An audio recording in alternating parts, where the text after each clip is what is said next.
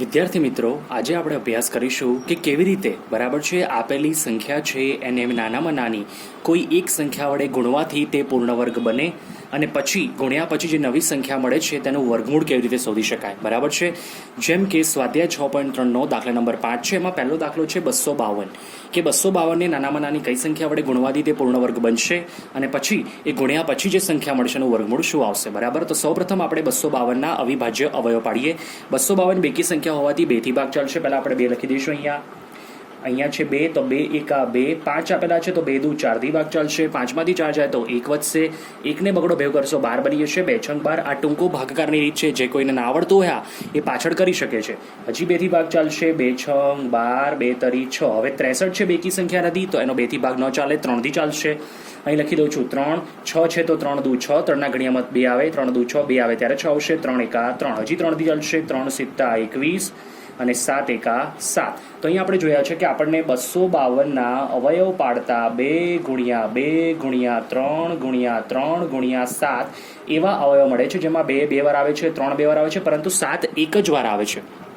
નિયમ એવું કહે છે કે પૂર્ણવર્ગ સંખ્યાના અવયવ પાડીએ આપણે તો દરેક અવયવ 2 વખત આવવો જોઈએ, પરંતુ આમાં 7 એક જ વખત આવે છે. આપણે 252ને પૂર્ણવર્ગ બનાવવી હોય તો 7 2 વખત આવવા જોઈએ, જે નથી આવતા.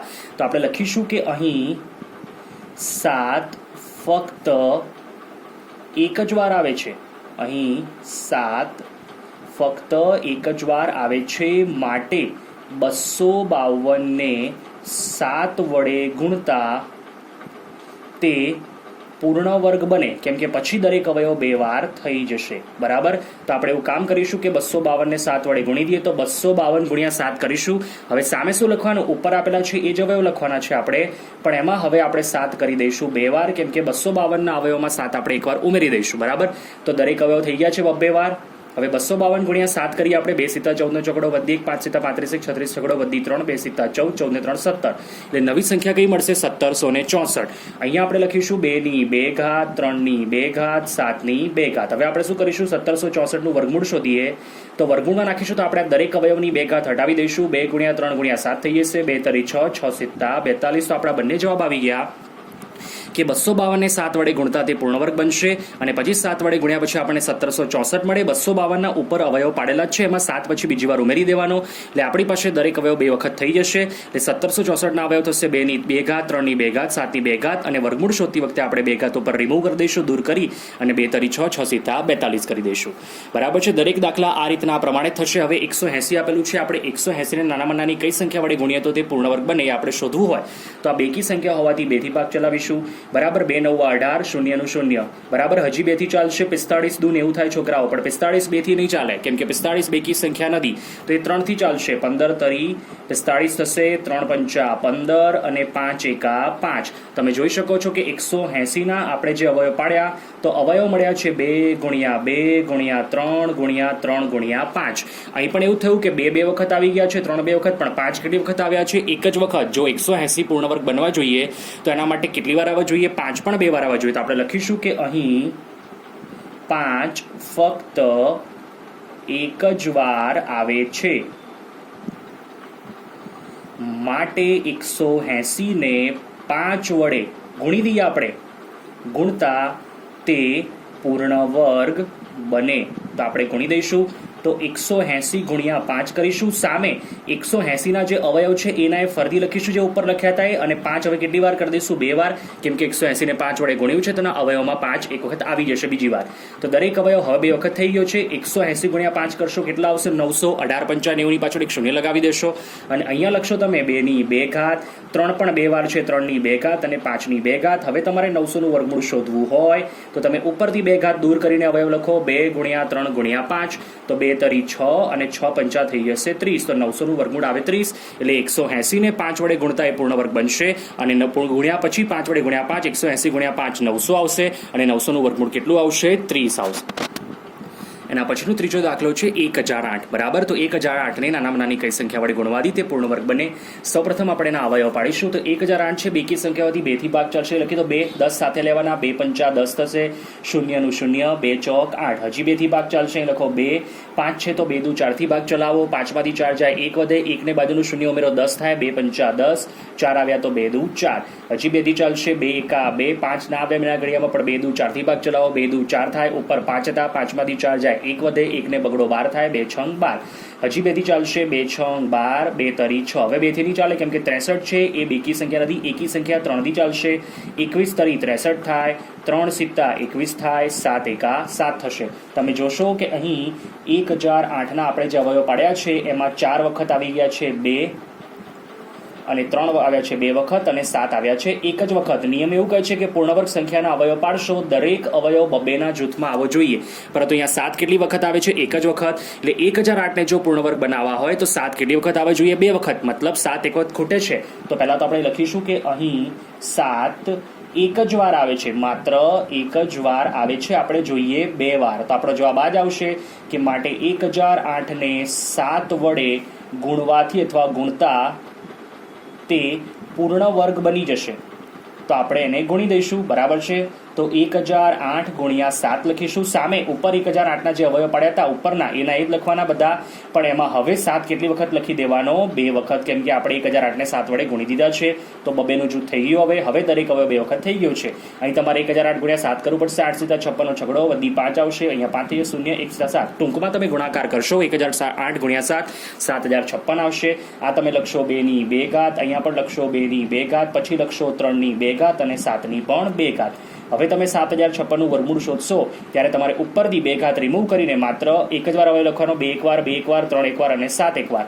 હવે ગુણાકાર કરીશું તો 7056નું વર્ગમૂળ આવશે 2 દુ 4, 4 તરી 12, 12 સિત્તા 84. 7056નું વર્ગમૂળ તમને મળી જશે 84. ત્યારબાદ દાખલો છે 2028 કે 2028 ને નાનામાં નાની કઈ સંખ્યા વડે ગુણતા તે પૂર્ણ વર્ગ બને. સૌપ્રથમ આપણે તેના અવયવ પાડીશું. બેકી સંખ્યાઓથી 2 થી ભાગ ચાલશે. 2 એકા 2, 0 નું 0, 2 એકા 2, 2 ચોક 8. હજી 2 થી ચાલશે બેકી સંખ્યા 2 લખો. અહીંયા 1 છે, 1 ની લેવાના, 10 લેવાના, 2 પંચા 10. પછી આપેલું છે 1, તો 2 ના ઘડિયામાં 1 ના આવે, ભાગ ના ચાલે, એનું 0, અને 14 સાથે લો, 2 સિત્તા 14. આ ટૂંકી રીતનો ભાગાકાર છે. જો તમે પાછળ કરો તો પણ આ જવાબ આવશે. બરાબર, રફમાં કરીને જોઈ શકો છો. હવે 507 છે છોકરાઓ, બેકી સંખ્યા નથી, 2 થી ભાગ ન ચાલે, 3 થી ચાલશે. એનો કેવી રીતે ખબર પડે? 3 ની ચાવી છે કે ભાઈ અંકોનો સરવાળો કરો. આપેલી સંખ્યાના અંકોનો સરવાળો જો 3 વડે વિભાજ્ય હોય તો સંખ્યા પણ 3 વડે વિભાજ્ય. એટલે 5 ને 7 12 કરો તો 12 3 ના ઘડિયામાં આવી જાય તો 3 થી ચાલશે. તો પહેલા લખી દો અહીંયા 3, અહીં 5 આપ્યા છે તો 3 એકા 3 થી ભાગ ચાલશે. ઉપર કેટલા હતા? 5, 5 માંથી 3 જાય 2, 2 ને મીંડું ભેગું કરશો 20 થઈ જશે. 3 ના ઘડિયામાં 20 ક્યારે આવે તો કે 3 છંગ 18. બરાબર, 20 તો આવશે નહીં, પણ 18 થી ભાગ ચલાવો. 20 માંથી 18 જાય 2, 2 ને 7 વડો કરો 27, 3 9 27. હવે 169 નો છોકરાઓ સીધો 13 થી ભાગ ચાલે. 13 ગુણ્યા 13 169 અને 13 એકા 13. તો આપણે જોઈશું કે અહીં જે આપણે અવયવ પાડ્યા છે 2028ના અવયવ મળ્યા છે 2 ગુણ્યા 2 ગુણ્યા 3 ગુણ્યા 13 ગુણ્યા 13. આમાં 2 તો 2 વખત આવી ગયા, 13 પણ 2 વખત આવી ગયા, પરંતુ 3 કેટલી વાર આવે છે? અહીંયા 1 જ વાર. તો આપણે લખીશું કે અહીં 3 એક જ વાર આવે છે. જોઈએ કેટલી વાર? 2 વાર. પૂર્ણવર્ગ સંખ્યાના અવયવ હોય તો દરેક અવયવ 2 વાર આવતો હોય. તો આપણે 2028 કેટલા વડે ગુણવા પડશે? 3 વડે. કે 2028ને 3 વડે ગુણતા તે પૂર્ણ વર્ગ બને. તો એક આપણો આન્સર આવી ગયો કે 3 વડે આપણે એને ગુણવું પડે. જે અવયવ ટૂંકમાં ના આવતો હોય 2 વાર, બરાબર છે, એ જ વડે ગુણવું પડે આપણે. તો આપણે ગુણી દઈશું. 2028 ગુણ્યા 3 કરીશું. હવે ઉપર જે 2028ના અવયવ પાડેલા છે એના જ ફરીથી લખવાના, પણ હવે 3 કેટલી વાર લખી દેવાના? 2 વખત, કેમ કે તમે 2028 3 વડે ગુણી ચૂક્યા છો. તો 2 વખત આવી ગયું, 3 2 વખત, 13 પણ 2 વખત. તો 2028 ગુણ્યા 3 તમે કરશો તો 8 તરી 24 ચોકડો વધી 2, 2 તરી 6, 6 ને 2 8, 3 ગુણ્યા 0 0 અને 2 તરી 6. આ ટૂંકમાં મેં ફટાફટ કર્યું છે, તમે પાછળ પણ કરી શકો ગુણાકારનો. આ 2 ની 2 ઘાત લખાશે, અહીંયા પણ 3 ની 2 ઘાત લખાશે અને 13 ની પણ 2 ઘાત. હવે આપણે એનું વર્ગમૂળ શોધવું હોય 6084નું, તો ઉપરથી 2 ઘાત રિમૂવ કરી દો. 2 ગુણ્યા 3 ગુણ્યા 13 થઈ જશે. તો 6084નું વર્ગમૂળ કાઢશો તમે તો 2 તરી 6 અને 13 ગુણ્યા 6 કરશો, 13 6 કેટલા થઈ જશે? 78. ત્યાર પછીનો દાખલો છે 1458 ને નાનામાં નાની કઈ સંખ્યા વડે ગુણતા તે પૂર્ણ વર્ગ બનશે. તો સૌપ્રથમ એ બેકી સંખ્યાઓથી આપણે અવિભાજ્ય અવયવ પાડીશું. તો 2 થી ભાગ ચાલશે, લખી દો 2. 1 સાથે ના લો, 14 સાથે લો, 2 સિત્તા 14, 5 આવે તો 2 દુ 4 થી ભાગ ચાલે, 5 માંથી 4 જાય 1 વધશે, 1 ને 8 18 બનાવી દો, 2 9 18. હવે 729 છે, બેકી સંખ્યા નથી, 2 થી ભાગ ન ચાલે, એનો 3 થી ચાલશે. તો પહેલા અહીં લખી દો 3. 7 છે તો 3 દુ 6, 7 હતા ઉપર, 7 માંથી 6 જાય 1, 1 ને બગડો કરી દો 12, 3 ચોક 12, 9 છે તો 3 તરી 9, હજી 3 થી ચાલશે. 3 ના ઘડિયામાં 2 ની લેવાના, 24 સાથે લો, 3 × 24 થાય, 3 × 3. હવે આવડે તમને આ તો 27 તરી 81 થાય, પછી 3 9 27 થાય, 3 તરી 9 થાય અને 3 × 3 થાય. તો અહીં આપણે 1458ના અવયવ પાડીશું. તો 2, પછી 1 2 3 4 5 6, 6 વખત આવે છે 3, બરાબર. 1 વખત આવે છે 2 અને 6 વખત આવે છે 3. તમે જોઈ શકો છો આ બબ્બેનું જૂથ અહીંયા બને છે, પણ 2 કેટલી વાર આવ્યા? એક જ વખત. તો આપણે લખીશું કે અહીં 2 એક જ વાર આવે છે.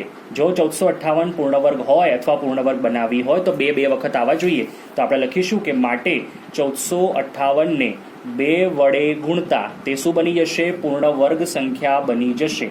પૂર્ણ વર્ગ બને. તો આ આપણો પહેલો જવાબ આવી ગયો. તો હવે આપણે 1458 ને 2 વડે ગુણી દઈશું અને ઉપર જમણી બાજુ આપણે લખીશું 1458 ના અવયવ, જેમાં 2 એક વાર હતો, હવે આપણે એને 2 વાર લખી દઈશું અને 6 વખત આપણી પાસે 3 છે. તો હવે તમે જોઈ શકશો દરેક અવયવ કેટલી વાર થઈ ગયો છે? 2 વખત, બરાબર. હવે 1458 ગુણ્યા આપણે 2 કરીશું, બરાબર. તો 8 દુ 16 નો છગડો વધી 1 આવશે. 1458 ગુણ્યા 2 ની વાત કરું છું. 5 દુ 10, 10 ને 11 એકડો વધી 1 આવશે, 4 દુ 8 ને 1 9 આવશે અને 1 ગુણ્યા 2 2 આવશે, 2916 થઈ જશે. અને સામે દરેક અવયવ છે, આ 2 ની 2 ઘાત લખીશું, 3 ની 2 ઘાત લખીશું આપણે, બરાબર છે. અને અહીંયા 3 ની 2 ઘાત અને 3 ની 2 ઘાત, એટલે ટૂંકમાં આવું થઈ જશે 2916 ના તમે જે અવયવ લખશો, બરાબર છે, એમાં આવશે 2 ની 2 ઘાત, 3 ની 2 ઘાત, 3 ની 2 ઘાત, 3 ની 2 ઘાત. હવે એનું વર્ગમૂળ શોધવામાં તેને વર્ગમૂળમાં નાખશો, વર્ગમૂળના ચિહ્નમાં. તો સામેથી 2 ઘાત દૂર કરી દો, 2 ગુણ્યા 3 ગુણ્યા 3 ગુણ્યા 3 લખાશે. તો 2916નું વર્ગમૂળ આવશે 2 તરી 6, 6 તરી 18, 18 તરી 54, બરાબર છે. આ તમારો જવાબ આવશે. હવે અંતિમ દાખલો છે 768 ને નાનામાં નાની કઈ સંખ્યા વડે ગુણવાથી તે પૂર્ણ વર્ગ બને, બરાબર. છઠ્ઠો દાખલો છે. ચલો બેકી સંખ્યાઓથી સૌપ્રથમ અવિભાજ્ય હોય પાડીશું. 2 થી ભાગ ચાલશે. અહીંયા 7 છે તો 2 તરી 6 થી ભાગ ચાલે, 7 માંથી 6 જાય 1 વધે, 1 ને 6 બનાવ 16, 2 ઠા 16, 2 ચોક 8, હજી 2 થી ચાલશે, 2 એકા 2, 3 માંથી 2 જાય 1, 1 ને 8 18 થાય, 2 9 18, 4 છે તો 2 દુ 4, હજી 2 થી ચાલશે, 19 છે તો 2 9 18, 19 માંથી 18 જાય તો 1 વધે, 1 ને બગડો કરી દો 12, તો 2 6 12, હજી 2 થી ચાલશે, 48 દુ 96 થાય, હજી 2 થી ચાલશે, 24 દુ 48 થાય, હજી 2 થી ચાલશે, 12 દુ 24 થશે, હજી 2 થી ચાલશે, 2 6 12 થાય, હવે 2 તરી 6 અને પછી 3 થી ચાલશે, 3 એકા 3, બરાબર છે. તમે જોઈ શકો છો કે 768 ના આપણે અવયવ પાડ્યા છે. તો 2 2 2 ટોટલ આવે છે અહીંયા 8 વખત 2 અને 1 વખત 3, બરાબર છે. 8 વખત આવી રહ્યા છે 2. તેના અવયવ આપણે લખીશું 8 વખત 2 છે અને 1 વખત 3. હવે પૂર્ણવર્ગ સંખ્યા માટે દરેક અવયવ કેટલી વાર આવવો જોઈએ? 2 વાર. બબેના જૂથમાં પણ અહીં 3 કેટલી વાર આવે છે? 1 જ વાર. તો આપણે લખીશું કે અહીં 3 1 જ વાર આવે છે. માટે 768 ને કોના વડે ગુણવા પડશે? 3 વડે જ. 3 વડે ગુણતા તે પૂર્ણ વર્ગ બને. તો આપણે 768 ને 3 વડે ગુણી દઈશું. 768 ગુણ્યા 3. હવે જમણી બાજુ તમારે બધા અવયવ એકવાર ફરતી લખવા પડશે અને એમાં આ વખતે તમે હવે શું કરશો? તો તમે લખશો 3 ને 2 વખત, એટલે 2 2 4 2 6, ટોટલ 8 વખત 2 હતા, 1 વખત 3 હતો, હવે 2 વાર થઈ જશે, બરાબર. હવે થઈ ગયા દરેક અવયવ બબેના જૂથમાં.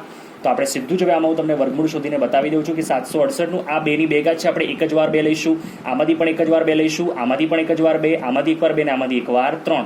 તો ગુણાકાર કરીશું, 2 દુ 4, 4 દુ 8, 8 દુ 16, 16 તરી તમે કરશો, કેટલા આવશે? 48, બરાબર છે. 768 તમારો એનું વર્ગમૂળ આવશે તમારે 48. વિદ્યાર્થીઓ અહીંયા 768 છે ગુણ્યા 3 કરવા પડશે આપણે, એટલે 2304 આવશે ને 2304 નું વર્ગમૂળ શું આવશે? 48. એટલે 768 ને 3 વડે ગુણવાથી તે પૂર્ણ વર્ગ બનશે. ગુણ્યા પછી 2304 આવશે, એનું વર્ગમૂળ આવશે 48, બરાબર છે. તો આ પ્રકારના દરેક દાખલામાં આપણે આવું જ કરવાનું રહેશે. સૌપ્રથમ અવિભાજ્ય અવયવ પાડવાના રહેશે. અવિભાજ્ય અવયવમાં દરેક અવયવ 2 વખત આવવો જોઈએ. જે અવયવ 2 વખત ન આવતો હોય, મતલબ 1 જ વખત આવતો હોય, તો આપણે એના વડે જ એને ગુણી દેવાનું રહેશે અને ત્યારબાદ આવી જ રીતે વર્ગમૂળ શોધવાનું રહેશે, બરાબર છે.